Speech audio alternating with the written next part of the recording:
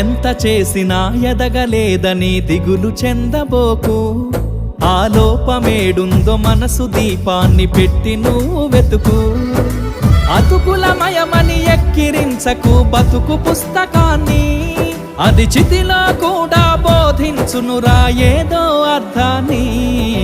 రాదురా ఏ విజయం నీ కోసం నా కోసం, ఎటుపోదురా నువ్వు చేసిన కష్టం ఎప్పటికైనా సొంతం.